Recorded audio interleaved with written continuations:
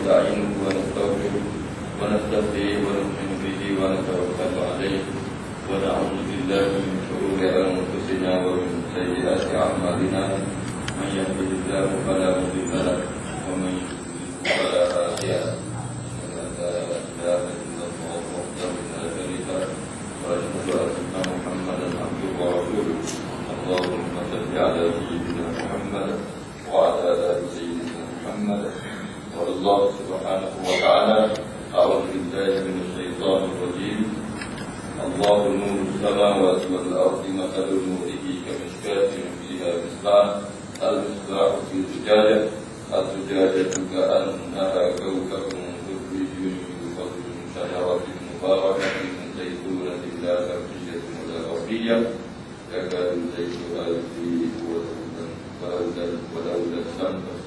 ولو لم تمسسه نار نور على نور يهدي الله لنوره من يشاء ويضرب الله الأمثال للناس والله بكل شيء عليم صدق الله العظيم. Alhamdulillah, puji dan syukur kita pada Allah Subhanahu wa taala yang telah menurunkan kepada kita kehidupan, dan hari ini kita mendalui Muharram, Pak hari mana yang terima daripada Muharram 14 di Hijriah, dan pertama oleh umum kita tahu berkurang satu tempoh tahun bulan daripada umur kita. Jadi kalau Islam ini bila 40 dari 41, lalu bilanya 40 dari 21. Maknanya kalau hampir ahli bubukan di 2 tahun lagi itu menjadi setahun. Jadi pertambahan umur ini sebenarnya satu rahmat dan nikmat dari Allah Ta'ala dalam menurunkan kepada kita peluang kehidupan. Sungguh Allah Ta'ala menjadikan kita beruntung ketika mana kita melalui hari-hari sebagai hamba-hamba yang taat. Kita kena untuk ambil 10 hari dalam Muharram ini untuk puasa. Mula ada 10 hari, ambillah beberapa hari, boleh 3 hari ke 5 hari ke. Tak ada lagi, ambillah 2 hari yang terakhir, 9 dan 10. 9 dan 10. Kita kalau 9 dan 10, kita kena pada Rabu dan Khamis. Boleh. Selesai Rabu dan Khamis, Sunnah dan Khamis. Kita berhadapan dengan hari ini, hari ini baru malam Sabtu. Jadi kita bagi 2 hari, Sunnah boleh puasa, kami boleh puasa. Apa lagi? Kalau tak bisa cedera pun, apa cedera lagi? Kalau saya Sunnah kami, ambil Rabu kami. Inilah itu. Biasa diriwayatkan umat zaman dulu, besok wajib puasa pada mereka 10 hari Muharram. Pada kaum tertentu, umat tertentu, kita wajib kita Ramadan. Jadi lepas dah hari yang wajib. Jadi anak puasa sunnah boleh ambil sesuatu. Tak boleh ambil sebahagian daripada. Jadi tak boleh 2 hari. Hari itu kata Nabi, selesai berjumpa dengan puasa orang Yahudi. Bila Nabi sampai di Madinah, Nabi tanya, mana puasa? Orang orang Yahudi. Yahudi kata, hari di mana Nabi Musa alaihissalam dapat kemuliaan.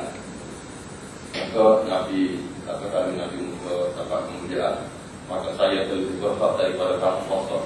Maka Nabi telah puasa 2 hari. Dan Nabi wajib pada sahabat puasa 2 hari. Dengan puasa hari dan berkumpul dengan dia. Al-Talib tak puasa. Kata, ya sunnah ya, tak tidak wajib-wajib. Puasa boleh, mana boleh puasa. Tak boleh puasa. Jadi malam ini kita sambut kita di mana satu bait yang disebut oleh Musannif rahimahullah taala dari bait yang ke-39 disebut ittadar rahiluna ilaihi bi anwar tawajjuh wal wasiluna lahum anwarul muwajah fal awwaluna lil anwar wa haula'il anwar lahum li'annahum lillah la li shay'in duna Qulillahum madharhum fi qawdihim yal'abun. Musannif rahimahullah ta'ala kata, orang saleh yang menuju Allah Ta'ala telah mendapat hidayah dengan nur, yakni dengan cahaya, dengan pelita ibadah yang merupakan amalan untuk tafarruq, yakni untuk mendekat diri kepada Allah Subhanahu wa taala. Sedang orang-orang yang telah sampai, yaitu alladzina alwasiluna ilaihi, orang yang telah sampai, wal wasiluna lahum, orang yang sampai kita, mereka tertarik oleh nur yang langsung dari Allah, bukan sebagai hasil ibadah, tetapi semata-mata mendapat kurniaan rahmat Allah Ta'ala. Maka orang-orang saleh menuju ke alam nur, sedangkan yang telah sampai berkecimpung di dalam nur. Sebab orang yang telah sampai itu telah bersih dari segala sesuatu selain Allah. Bagaimana firman Allah Ta'ala, Qulillahumma dharhum fi qawdihim yal'abun. Katakanlah Allah, kemudian biarkan yang lain-lain di dalam kesibukan mereka berkecimpung, yakni mereka bermakna.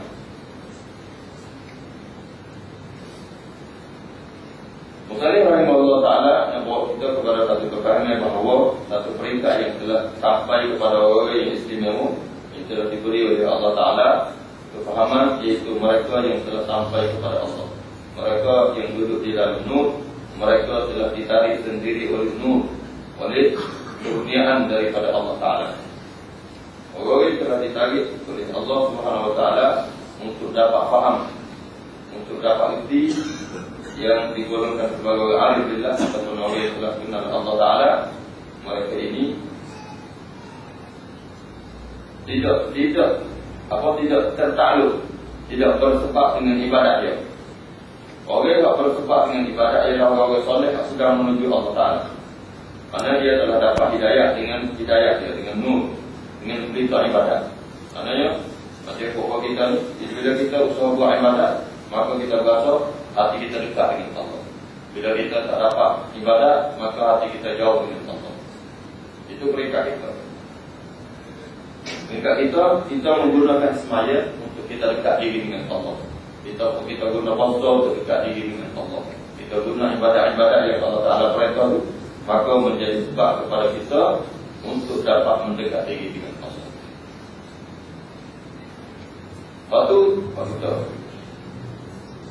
maknanya kita dapat petunjuk. Kita dapat petunjuk sebagai hamba Allah Ta'ala, berjalan menuju Allah Ta'ala, mendapat cahaya, kita bertawajuk, kita menghadap diri dengan Allah. Mana bila kita buat ibadat, kita dapat tunang segala kita mereka Allah Ta'ala, boleh buat segala yang Allah Ta'ala suruh seperti Allah Ta'ala kanda. Kita jauh larangan-larangan Allah Ta'ala, termasuk hal-hal yang kurang baik. Benda-benda Allah Ta'ala tak kena, makruh-makruh kita tak buat belakang. Kita pun mujahadah, jaga diri kita daripada perkara-perkara yang melalaikan. Kita riadah diri kita, buat latihan ibadat-ibadat, buat latihan zikir-zikir kita, sehingga nyawa kita sejuk untuk menyebut Allah dan dengan katakan. Kita sabar untuk tunai kita perintah Allah Ta'ala, sabar juga untuk jauh larangan-larangan Allah Ta'ala, hendak nafsu kita. Bila kita buat itu, kita telah dapat petunjuk dari Allah Ta'ala. Dengan semaya kita, dengan puasa kita dan lain-lain ibadah kita buat. Kita buat semua tu, meskipun dalam diri kita tu tak apa segera pada ibadat ni. Tapi kerana kita telah buat, dia kerana perintah Allah. Macam-macam godaan iblis setan, nafsu, hawa nafsu. Kalau boleh, nafsu tak taksir untuk mari masjid, taksir untuk supaya mu'af, taksir untuk duduk dalam majlis ilmu, taksir nak iktikaf di masjid, taksir nafsu kita. Kalau boleh buat hal lain-lain lagi, orang lagi. Tapi apabila kita telah buat itu, Allah Ta'ala telah didik diri kita ni dengan sebab amal ibadat tadi, kita jadi tidak kepada dunia, wasa tak seru dah. Kita rasa mula rasa dekat dengan Allah dengan ibadat-ibadat yang kita buat. Maknanya kalau dia tahu di kata baru, dia duduk sebab budak-budak dia main bayar ramah, kita tak sedar, wasa tak seru dah, wasa tak kenal dengan ibu itu. Bila kita delekati diri kepada amal ibadah, puasa tak pening dengan suasana yang seperti itu. Bukan kerja kita. Itu satu keutamaannya. Itu sengaja Allah Ta'ala buat. Jadi Allah Ta'ala buat tak selesa itu kerana dunia. Allah Ta'ala buat dari diri kita berkata tak selesa terhadap dunia, tapi supaya kita tahu dunia. Lalu Allah Ta'ala nak buat kita air. Allah Ta'ala buat kita sekarang tu puasa sakit situ, puasa senang sini, puasa macam-macam. Jadi kalau kita kehat tu, bila kita kehat tu, barulah kita buat selingkuh. Gitu. Jadi dunia mari dalam menserabutkan kita ni, mari kita mari itu sehingga Allah Ta'ala dengan ibadah kita buat ni diwasa benci kepada benda-benda. Sehingga kita kehat tu di dunia, baru kita jadi tenang. Gitu. Dan memang dalam fikir yang lalu pun kita ada sebut bahawa Allah Ta'ala sengaja buat dunia ni kepada orang mukmin, pada orang saleh, dia jadi tak kena, jadi tak kena. Dan Allah Ta'ala sengaja buat dunia ni tak sempurna, supaya bila orang itu semua pada dunia ni, semua ada dunia, tiba-tiba dunia itu sendiri dia ada kebincangan yang menyebabkan kita jadi tak puas hati pada dunia, puas benci pada dunia. Jadi bahasa benci tadi zahir lebih daripada satu orang yang ikhlas kepada Allah Ta'ala.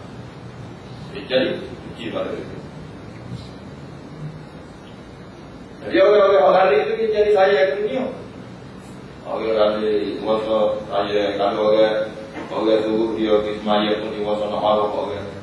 Kalau betul dia orang bagi suruh dia pergi semaya pun puasa juga betul. Apa dia dah tak hati tak boleh tengok orang sini.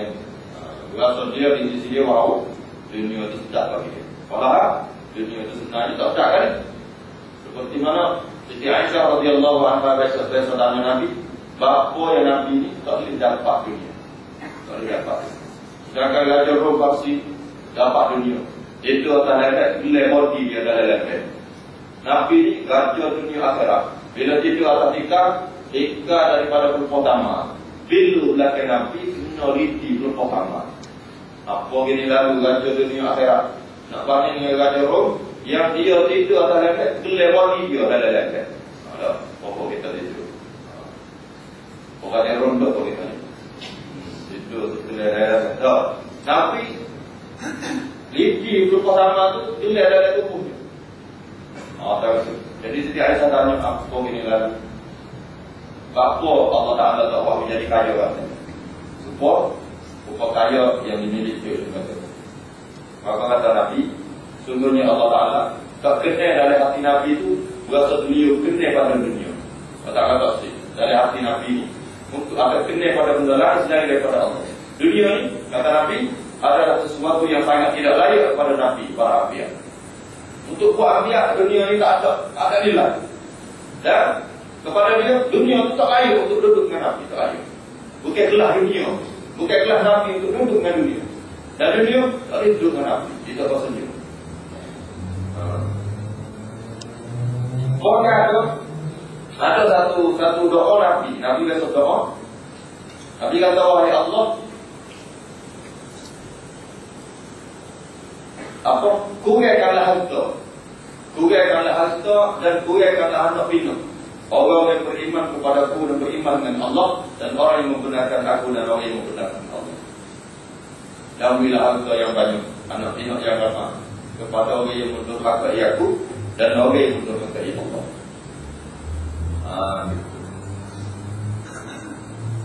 Jadi orang beriman dengan Allah Ta'ala, anak zikir, harta zikir. Orang tak beriman dengan Allah, Allah Ta'ala di dunia banyak. Ayo, anak apa? Bahawa kita ni anak zikir belakang. Tuhan. Berapa ni? Betul kalau ramah anak pun, kita Allah. Kalau kami dulu, dia anak ramah dia sahur. Kami orang Arab dulu, kalau anak ramah ni sahur di sisi dia. Dia bilang ni kalau anak jatuh berapa? Tak, 50 orang. Jadi satu kebanggaan kepada mereka. Tapi kita ni kalau anak berapa? Anak lambat, malu kau ke namanya. Malu berapa? Takut dia kata gaji. Padahal dia tidak bisa beri gaji langsung. Tak ada sabit. Tuan-tuan, kenapa kalau orang kata Oh, apa kaji? Ada. Tapi yang gambar kaji. Atau kalau nak boleh bagi anak tu dengan tak 300 kali? Tak. Sogek 300, cukup 300 sogek, cukup 300 kali sogek. Tak. Tidak rasa dia begitu. Dia cari itu sekali jadilah. Okey, apa berkali-kali tak ya dia ada tak? Padahal anak sogek gajinya. Kalau ni tak gajinya lah mana. Cuma dia menilai salah. Jadi orang mandu, kita kena mengatur gaji. Jadi kita kalau nak rawat dengan anak sikit ni, dulu kita nak orang sikit. Orang yang juga anak 50. Dan ada di zaman kita ini ada satu orang besar di negeri Arab. Anak dia ni jumpa sekali setahun dengan ayah. Sekali setahun bagi mengingat dia ikut Quran. Tak. Bagi jumpa ayah tak. Mari nama anak ni pun dia nempel sekali dengan bimu. Kita tengok ni anak orang Muhammad. Bagi bila. Ngapa rotek pasal. Tu dia. Tu orang ramah. Wasbulu tak tahu. Dia tiba. Ada. Jadi Nabi SAW supaya anak sikit ya. Anak sikit dan harta sikit. Nah, ayatnya betapa dunia itu tak ada. Jadi sini orang-orang ahli ibadat ni Allah Ta'ala buat dia ada peluang untuk dia mendekat diri dengan Allah, dan dengan sebab tu diri dia tertarik kepada Allah, dan ada peluang dirinya untuk dekat diri dengan Allah dengan sebab amal ibadat dia. Betul. Jadi orang pokok kita pun ketika mana berhadapan dengan keadaan hawa nafsu, kehendak hawa nafsu, dia mari kehendak iblis. Namun orang-orang yang telah diikat dengan amal ibadat tadi, dia seolah-olah telah mendapat cahaya. Dan yang menuju pada cahaya tadi, menuju kepada nur yang dilimpahkan Allah SWT kepadanya, semata-mata daripada rahmat Allah Ta'ala. Dengan kelebihan, dengan berkah hidayah, nur daripada Allah SWT inilah, maka dia menimbulkan dari diri kita rasa kehambaan dengan Allah. Kita benci pada sesuatu yang buruk, benda Allah Ta'ala terkenal. Pendengaran kita tak dengar benda-benda yang buruk, atau kita tak sekelis benda-benda yang buruk. Jadi kita sendiri tak nak jalan pada benda-benda yang buruk, kerana ada nur hidayah yang telah Allah Ta'ala limpahkan bagi kita. Ini kita, kaki kita, anggota semua tubuh-tubuh kita ni terkenal. Dia seolah-olah sudah dikawal oleh amal-amal soleh yang kita kerjakan.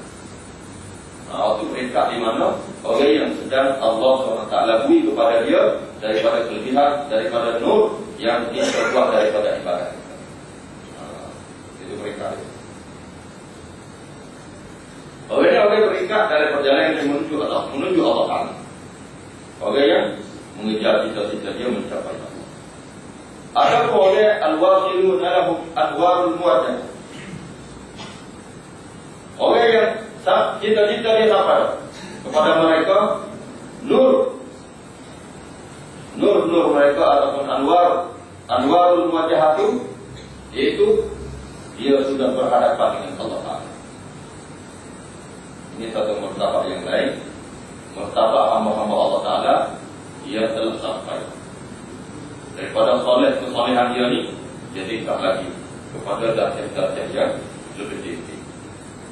Dalam biasanya digelar dengan sebagai soleh, tapi kepada orang-orang ini dia ada apa lagi peringkat-peringkat mereka yang bukan sahaja digelarkan sebagai solehah daripada keimanan mukmin dia menuju kepada muttaqin, menuju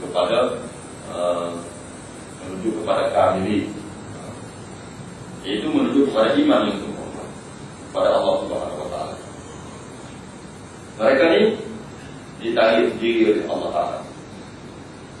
Mereka ini telah dapat langsung taufik daripada Allah Ta'ala, ilham daripada Allah Ta'ala, sehingga mereka melihat dengan kepastian dan ketetapan Allah Ta'ala bahawa mereka ini darjah dia, kelak-kelak dia, kalau zaman kita gelar sebagai wali ataupun wali-wali Allah.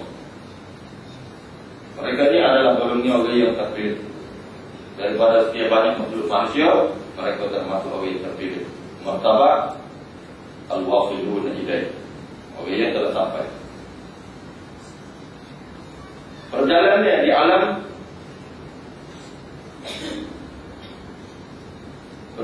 di alam, yang Allah Ta'ala tarik mereka. Jadi mereka ni tak perlu lagi berhadapan dengan cubaan. Ya, jadi mudah dah. Kepada mereka tu jadi kayak ni dah. Amal ibadah, godaan syaitan kepada mereka tu jadi mudah dah. Kuasa tak seholah di sisi mereka. Mari godaan. Bahkan nafsu mereka sendiri pun tak seholah kepada benda yang tersebut. Kuasa tak kena dah mereka.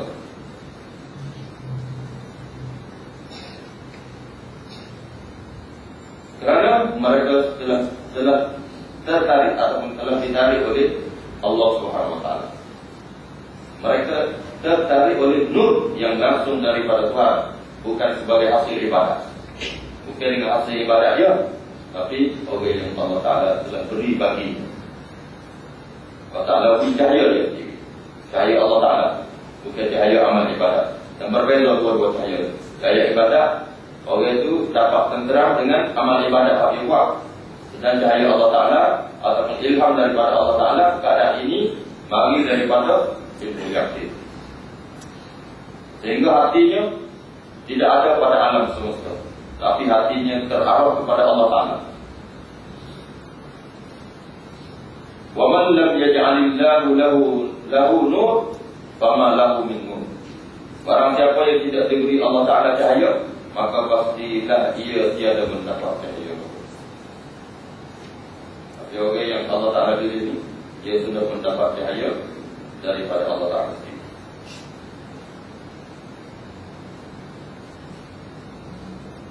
Mengikut pokok orang tasawuf ni, dia anggap bahawa perbezaan orang ar-rahilun, orang ar-rahil, orang yang sedang berjalan menuju Allah Ta'ala, berbeza dengan orang yang al-wasilun, orang yang telah sampai pada Allah.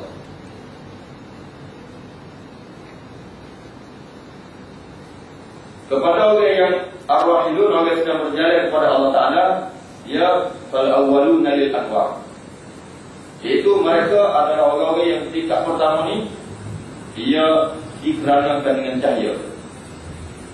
Dan mereka ini dalam tingkatan kedua, anwar, mereka duduk wahaula in anwarul lahum.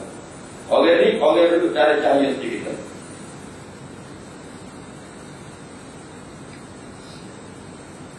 Orang yang ar-rahilun, orang yang jalan pada Allah Ta'ala ni adalah orang yang apabila dia buat ibadah, dia dapat petunjuk Allah Ta'ala. Jadi dia sampai dengan ibadah dia, maka dia hampir diri dengan Allah melalui ibadah-ibadah dia.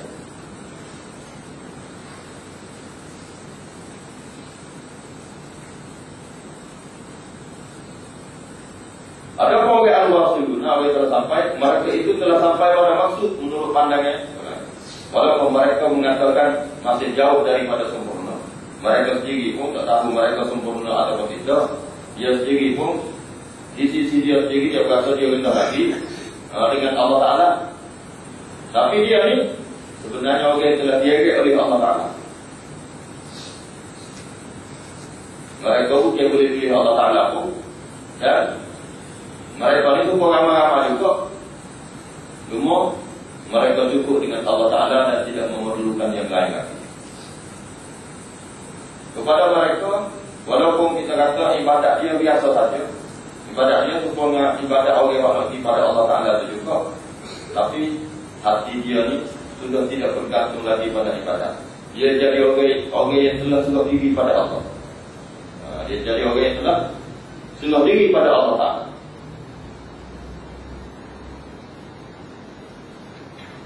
Kalau kita tengok ayat Allahu nurus samawati wal ardh, mathalu nurihi kamishkatin fiha misbah. Allah Ta'ala telah beri cahaya langit dan bumi. Umpama cahayanya kepada orang yang beriman, seperti satu luka di dinding bumi yang di dalamnya ada pelita. Dan pelita itu dalam kaca, dan kaca itu kelihatan seperti bintang yang berkilauan di langit. Dan pelita itu dinyalakan dengan minyak daripada pohon yang banyak berkah, iaitu pohon zaitun, yang tiada tumbuh di timur dan tiada pula tumbuh di barat. Yang minyaknya saja hampir-hampir menerangi meskipun tidak disentuh oleh api. Cahaya atas cahaya, nurun ala nur, cahaya atas cahaya. Dan Allah Ta'ala menunjuki orang-orang yang dikehendakinya kepada cahaya itu. Dan Allah Ta'ala menunjukkan beberapa perumpamaan bagi manusia. Dan Allah Ta'ala mengetahui tiap-tiap sesuatu. Dari ayat ini, maksudnya sumber cahaya baik di langit atau di bumi adalah dari Allah Subhanahu Wa Ta'ala. Yang kedua, orang yang beriman kepada Allah Ta'ala dengan arti yang luas dan mendalam, dia akan diberi cahaya Allah Ta'ala pada orang tersebut. Dan yang ketiga, cahaya yang diberikan oleh Allah Ta'ala kepada orang al-wasiluna ilaih, orang yang telah sampai, telah dihiaskan oleh Allah Ta'ala seperti satu lubang di dinding bumi. Miskah, iaitu pelita sama dulu, dia buat waktu bahawa pelita duduk dari dinding. Dia duduk dari lubang yang ada pelita. Dan pelita itu dalam kaca. Pelita itu pun dalam kaca. Pertama kita ni lampu masuk dalam kaca. Seperti bintang yang berkilau. Dan pelita itu dinyalakan dengan minyak zaitun yang berkat. Asal turunnya. Nama kita ni, pelita dinyalakan dengan bayar.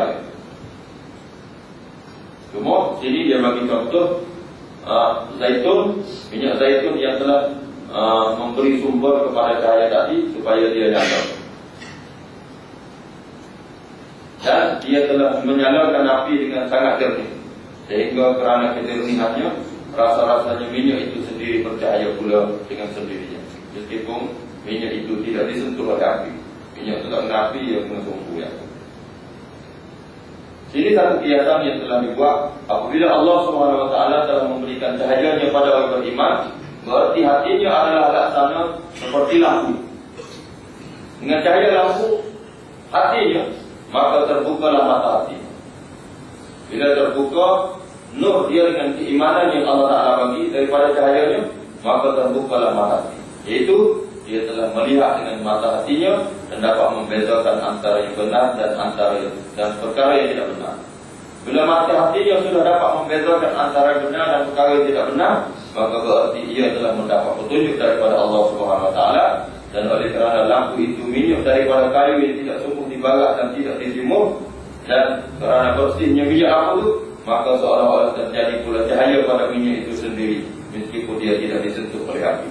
Maka itu kata dia, hati yang sudah mendapat petunjuk Allah Ta'ala, bila hati itu terus saja berjalan menuju pada Allah Ta'ala, maka pada waktu itu dia akan sudah dekat dengan Allah.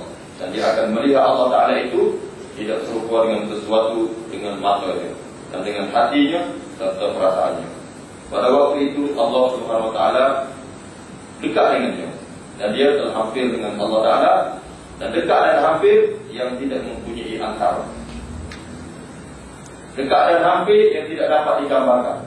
Pada waktu itu pula dia langsung melihat limpahan nur daripada cahaya Allah Ta'ala, dan dia menghadap Allah Ta'ala. Dan dia melihat Allah Ta'ala, dan dia bercakap-cakap dengan Allah Ta'ala, dan lidahnya bertutur dengan Allah Ta'ala, dan hatinya telah berkata-kata dengan Allah Ta'ala. Jasmaniyah dia dan rohaniyah dia berhadapan dengan Allah Ta'ala. Kalau macam mana pun, kita kena berada bahawa suasana dia hadap diri dengan Allah Ta'ala itu, dia dalam alam dia. Alam di mana hati-hatinya telah berhadap diri dengan Allah. Dia bagi contoh, apabila seorang Rasul atau seorang Nabi, bila Allah Ta'ala turun dan wahyu padanya, dan apabila dia pokok Nabi dan pokok Rasul ni Allah Ta'ala bagi pada dia nur, bagi dia ilham atau bagi dia wahyu. Maka Allah SWT bagi wahyu kepada para Nabi ini, sehingga mereka sendiri gerti dan mereka sendiri faham bahawa dia sedang diajar sendiri oleh Allah Ta'ala.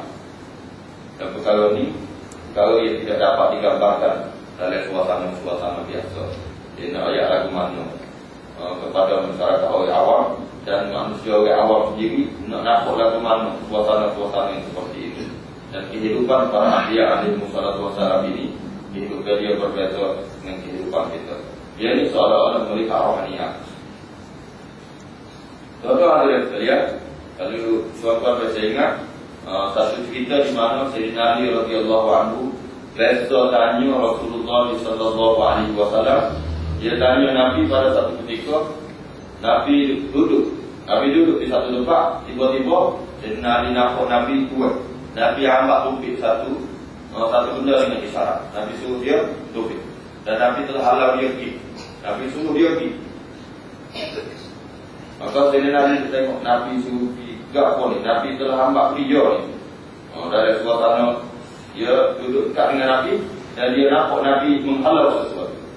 Maka lepas Nabi berhenti daripada suruh kawin pergi, maka Sayyidina Ali telah bagi kepada Nabi. Dan Ali radhiyallahu anhu telah tanya Nabi sallallahu alaihi wasallam, tadi Rasulullah ambak kamu? Ambak suki tadi ambak kamu? Maka Nabi sallallahu alaihi wasallam kata, saya nampak, saya telah didatangi oleh dunia. Dunia telah mari kat saya. Jadi bila dunia ni mari telah gaya saya supaya saya ambil dunia. Maka saya ni tak say pada dunia. Maka saya telah halau dunia supaya pergi daripada kehidupan saya. Jadi sesuatu yang kita nampak kat rumah dengan Sayyidina Ali nampak Nabi itu ambak sesuatu. Dan Nabi wayak mari itu dunia. Dunia itu mari dalam bentuk lagu mana kepada Nabi. Dan Nabi seolah-olah menghalau satu lembaga supaya lembaga tak pergi. Nabi kata dunia mari gaya untuk diri Nabi itu mengambil dunia. Itu alam Nabi nampak. Dan ada salah cerita di mana Nabi pada satu ketika sedang sembahyang. Dia tengah sembahyang tiba-tiba mari Nabi lakau depan. Nabi lakau depan. Satu lakau lagi. Satu lakau lagi tiba. Satu Nabi angkat tangan. Seolah-olah nak ambil sesuatu dan Nabi potong semula. Lakau gitu undur selakau. Kembali ke tempat sujud dia.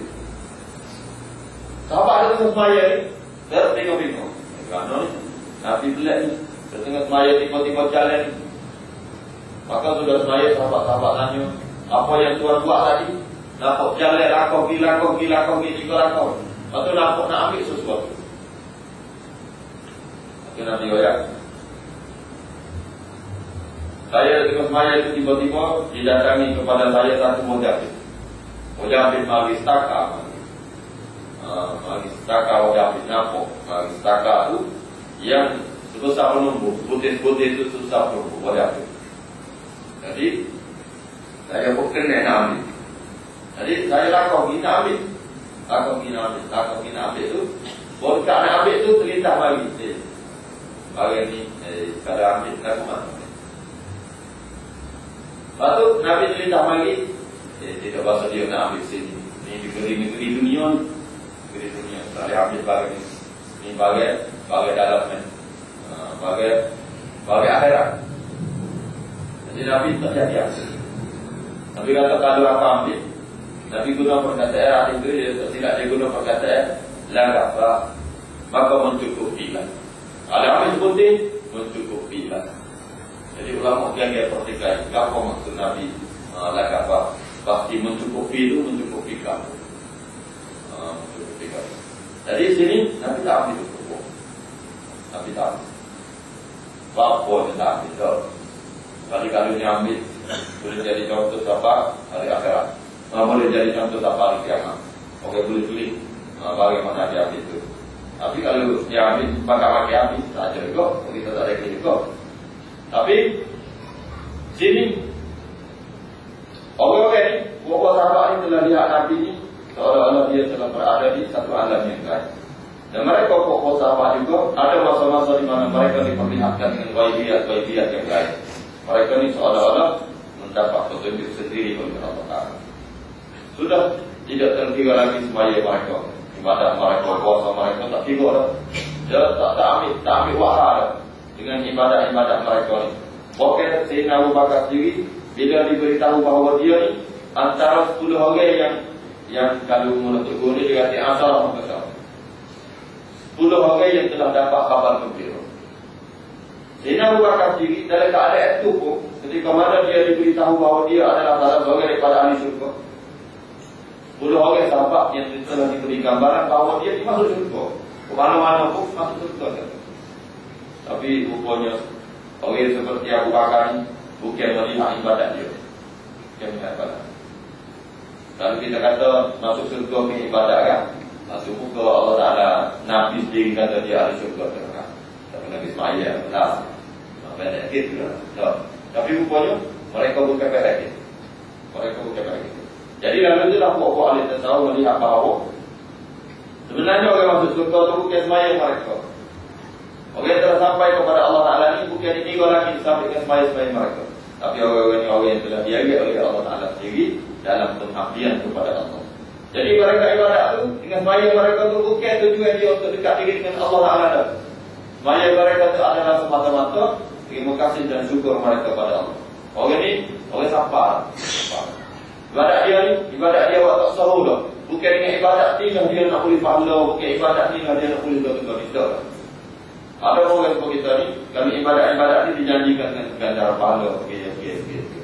Walaupun Nabi pada awal itu juga menyebut tentang ibadat-ibadat semaya yang apabila buat gini, pahala dia gini. Ibadat semaya ni, kalau Nabi semua 27 kali kata. Lalu buat ramal-ramal lagi dijamin 50 kali ganda. Lalu buat sahabat ni tak sahur dah. Tak sahabatkan 50 kali ganda, tak sahabatkan 27 kali ganda, tak sahabat.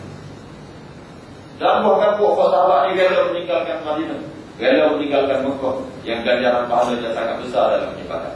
Mereka tidak, tujuan mereka tidak ibadat itu kerana tak boleh pahala akhirat. Bahkan mereka telah berada jauh dengan Nabi. Dan ada masa-masa di mana Nabi telah merintahkan mereka keluar daripada Madinah. Tak boleh semaya di masjid Nabi.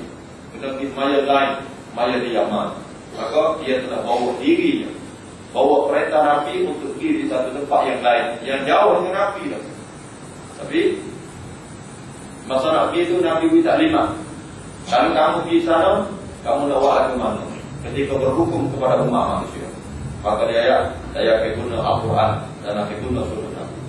Kalau kamu tidak mendapatinya dia dalam sunnah, dalam perilaku biasa, maka dia saya kiaskan dengan apa-apa biasa berlaku dalam diri kamu. Tapi Nabi telah saya pada mereka, itu bawa diri sebagai orang yang muttaqi, orang yang suruh diri pada Allah. Maka Allah Ta'ala akan mengajarkan mereka lagu mana jaga berkisah. Antara 10 jaga yang Nabi telah saya pada tempat kamu. Ayatnya bahawa orang-orang ini tidak tinggal lagi akan ibadah-ibadah mereka, tapi mereka adalah orang yang telah sampai kepada Allah Ta'ala sendiri. Bukan dengan sebab ibadah. Kita ni orang yang sampai kepada Allah Ta'ala seolah-olah dengan ibadah. Tapi lama bila kita ibadah lagi, kita akan tak rasa sahur dengan ibadat kita ni nak boleh gabung. Dengan ibadat kita ni nak boleh pahala mana-mana. Tapi kita akan berbuat ibadat kita sebanyak yang kita boleh dengan tujuan kita ni menggembirakan Allah Ta'ala. Pokok orang Allah Subhanahu ini dia tak sahur. Kalau ada ni dia kata ayat itu Qulillahu thumma darhum fi qawdihim jala'ah. Maka katakan Allah. Kemudian biarkanlah yang lain-lain dalam kesibukan mereka berkecimpung bermain-main. Hakikat tauhid ini bila telah tidak melihat pengaruh-pengaruh sesuatu selain Allah, dan inilah yang bernama hakul yakin, yang melihat merasa adanya pengaruh daripada sesuatu selain daripada Allah Ta'ala hanya permainan belaka, dan itu bersifat penipuan atau munafik. Maka sini disebut katakanlah Allah, yakni jangan menganggap atau jangan melihat ada sesuatu selain Allah yang dapat engkau harap, engkau takuti atau berpuasa. Sebab semua harapan kepada sesuatu selain Allah Ta'ala berarti surga, terang atau sama, besar atau kecil, dalam pengertian syirik hampir tiada berbeza. Muzamil rahimahullah Ta'ala nak bawa kita kepada satu keadaan di mana orang yang telah diagak sendiri oleh Allah Subhanahu Wa Ta'ala atau orang yang telah sampai kepada Allah Ta'ala, mereka sudah tidak bergantung lagi kepada sesuatu yang lain. Tapi bila orang-orang yang beribadat tadi ada maksud-maksud yang lain, boleh jadi kita bertakaruf dengan Allah Ta'ala dengan sebab amal ibadat kita. Bila kita tak buat amal ibadat, kita akan berasa jauh. Katakanlah kita rasa dengar satu-satu orang bila dia bangun semaya sunat subuh, dan bila satu orang dia semaya sunat subuh, dia baca 2 alam. Di mana satu hadis Nabi besok sebut, siapa dia yang baca 2 alam dua alam dari sembahyang sunat subuh, maka selamatlah dia daripada kebinasaan pada hari tersebut. Maknanya, satu orang sembahyang sunat subuh, rakaat pertama baca Alam Nasrah, rakaat kedua baca Alam Tarakat. Maka bila dia boleh baca hari itu, bagi kapal-kapal dia ke hari itu, tak apa, pandai baca sembahyang sunat subuh, pandai baca dua alam Nasrah dengan Alam Tarakat. Mana hari ini ke mana-mana selamat daripada kebinasaan. Waktu orang yang agak pada amal ibadat dia, tapi kepada orang yang telah sampai kepada Allah Ta'ala, benda itu tak sakut. Ada dia semaya yang semasa tidak kok, dia tak semaya kok, atau dia telah semaya kok, bukan dengan semaya tadi. Dia hanya akan letak dirinya di bawah apa yang Allah Ta'ala kehendak atas dia. Ada dia binasa atau tidak, dia tidak lagi bergantung kepada amal ibadat. Dia akan tengok diri pada Allah Ta'ala. Allah Ta'ala tawakal kepada beliau. Wah. Okey, ni orang tak. Maknanya, kalau dia sampai di negeri akhirat, Allah Ta'ala kata kamu ni masuk neraka. Orang ini tak bertikai. Dia hanya semata-mata suruh diri pada Allah. Sebenarnya Allah Ta'ala tak kira begitu. Tapi kemana-mana pun hati mereka sudah tidak mengharapkan sesuatu selain daripada Allah Ta'ala. Waktu mereka agak pada Allah Ta'ala semata-mata. Tak ada orang kau kelebihan kebiayaan. Tidak ibadah ibadat kerana masuk surga, tidak ibadat kerana selamat diri daripada neraka. Tapi mereka semata-mata beribadat adalah kerana ditarik sendiri bagi Allah Ta'ala. Okey ni, orang yang telah terpilih oleh Allah Ta'ala untuk dapat ibadah. Tuan-tuan, kita boleh ukur kedudukan kita dalam kita beribadat kepada Allah Ta'ala. Adakah kita telah ibadat tadi? Kerana kita ni bersyukur atas kehendak, bersyukur atas pilihan Allah Ta'ala jadi kita orang mukmin. Ataupun kita telah ibadat ikut-ikut orang, ataupun kita telah ibadat kerana menghendaki sesuatu daripada kelebihan yang Allah Ta'ala janjikan. Itu kita boleh tanya hati kita sendiri. Siapa mereka di mana orang sampai kepada Allah Ta'ala ini, hati-hati mereka telah serah diri pada Allah Ta'ala, akan berusaha untuk buat apa sahaja yang menggembirakan Allah Ta'ala. Apa yang Allah Ta'ala suka atas dia, maka itulah yang mereka buat. Itulah yang terjadi kepada para sahabat radhiyallahu anhum. Orang yang telah sampai kepada Allah Ta'ala, akhirnya mereka ni bukan ada sesuatu lagi daripada hajat-hajat mereka. Bahkan jiwa raga mereka sendiri diserahkan kepada Allah. Bahkan kata ulama, sahabat-sahabat boleh menjadi anak panah pada Rasulullah SAW bila masa. Dari mana saja Nabi nak hantar mereka, hantar kita. Dan mereka tidak akan bersuara lagi dan mereka tak akan ada batas. Nabi nak ke mana dengan mereka akan suruh diri sepenuhnya kepada Nabi dan kepada Allah Ta'ala. Walaupun mereka sendiri sebenarnya ada kehendak, dan kita kata mereka juga ada tanggungjawab. Isteri mereka ada kehendak juga, dan isteri dia juga ada hak atas suami mereka. Tapi sampai di mana suami-suami mereka tidak lagi minta izin dengan isteri-isteri mereka untuk mereka tunai perintah Allah. Tak ada kena ambil risau dengan isteri untuk tunai perintah Allah. Kita ni kalau balik kumpul mana kau, bini di mana? Jadi dia kata kawin tak dia kan cuma yang selewat ni tadi. Bisa bini kawin wis tak habis tengok. Orang ni tak sabar. Jadi tunai perintah Allah Ta'ala. Jadi tak ada tamu dia lagi boleh bertikai. Kau jadi diri dia sendiri, tak boleh nak mempertikaikan hak Allah Ta'ala atas diri mereka. Kerana mereka telah sedia diri pada Allah Ta'ala semata. Apa pada peringkat di mana bukan semata-mata hantar mereka, bukan diri-diri mereka di jalan Allah Ta'ala. Infiru khifaqan wa thiqalan wajahidu fi sabilillahi bi amwalikum wa anfusikum dzalikum khairul lakum in kuntum ta'lamun. Mereka ini boleh suruh diri mereka kepada Allah Ta'ala, sama ada dari seni dan dari susuk ataupun dari reknya ataupun dari masanya juga. Dan mereka sanggup untuk bermujahadah di jalan Allah Ta'ala, berjihad di jalan Allah Ta'ala dengan harta-harta mereka dan dengan diri-diri mereka. Dan kata Al-Quran, dzalikum khairul lakum in kuntum ta'lamun, itulah yang lebih baik bagi kamu sekiranya kamu mengetahui. Itu hak di mana orang kita telah sampai kepada Allah. Kemudian Allah Ta'ala jadikan kita boleh sampai seperti mereka ini sampai. Dan setakat kita masih duduk dalam dunia kita ni yang beribadat kerana menghendaki sesuatu daripada Allah Ta'ala, kita mujahadah lagi. sehingga kita sampai kepada satu kefahaman di mana Allah Ta'ala bukakan bagi kita pintu-pintu hidayah dan pintu-pintu taufik yang menyebabkan ibadat kita ini sudah tidak terikat lagi dengan segala sesuatu daripada kehendak dunia, tapi adalah semata-mata kerana Allah Ta'ala dan gembira dengan Allah. Lalu seluruh kehidupan kita sudah terserah kepada Allah Ta'ala. Aku qouli hadza wa astaghfirullahal azim. Wassalamualaikum warahmatullahi wabarakatuh. Allahumma arina al-haqqa haqqan warzuqna ittiba'ah wa arina al-batila batilan warzuqna ijtinabah. Birahmatika ya arhamar rahimin. Wa sallallahu wa sallama ala Muhammadin nabiyil ummi wa ala alihi wa sahbihi ajma'in. Subhana rabbika rabbil izzati amma yasifun wa salamun ala al-mursalin walhamdulillahi rabbil alamin.